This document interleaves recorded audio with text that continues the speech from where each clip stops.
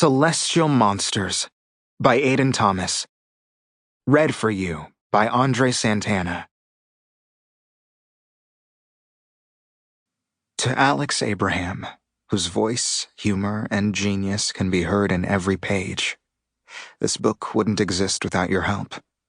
And to Holly West and Emily Settle for making my dreams come true.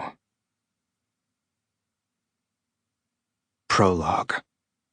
This is where the story begins. Not all gods were created equal.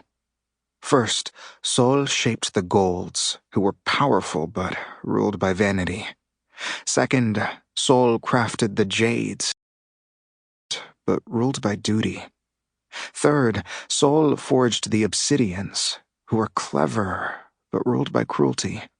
Finally, Sol made humans, who were mortal but capable of boundless joy and passion.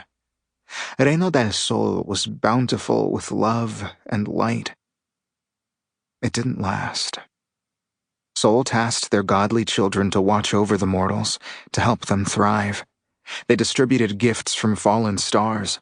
In one particularly trustworthy jade, Sol placed the power of good fortune, the ability to turn the tides in his favor. The god, Suerte, worked with Sol and their beloved, Tierra, to shape the world of humans. Suerte showed Agua where to carve the rivers. He guided the estaciones into periods of sun and rain to nourish the crops. He helped Maize teach the mortals to farm, to use the land Tierra provided them. He created a paradise for Sol's mortal children, and for a time, all was good. It didn't last. The Obsidians grew bitter in their temples of black stone, festering in their resentment of Sol's favoritism to the mortals and the imbalanced delegation of godly gifts. They planned to enslave their human wards, to steal Sol from the earth and rule over the chaos that remained. They brought forth great creatures to terrorize the land Suerte had worked so hard to protect. All he had helped build was brought to ruin. And so, fortune fell. A new god rose from the ashes, Mala Suerte, bad luck. A deity made to fight back. He rode out with the Golds in battle and razed the Obsidian cities to the ground. When Sol gave their life to trap the traitor gods beneath the earth, the Golds and the Jades devised a system to keep the stones of Sol's flesh lit. They would call it the Sunbearer Trials. It was a chance for children of the gods to show their worth.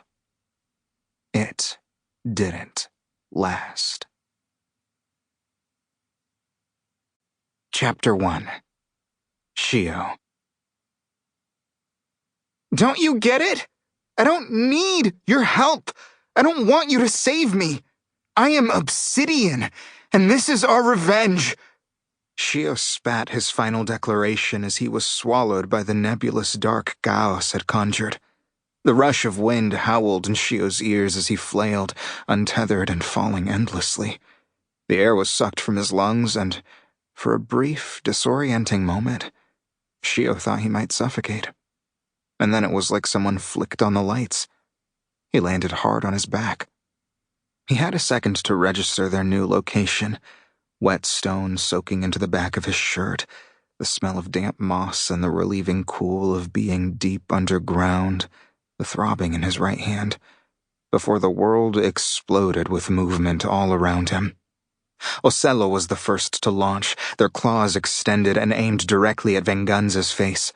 The tall, goat-headed god sighed as though he found this all incredibly dull and flicked his wrist, backhanding Ocello with such force it sent them flying head over heels.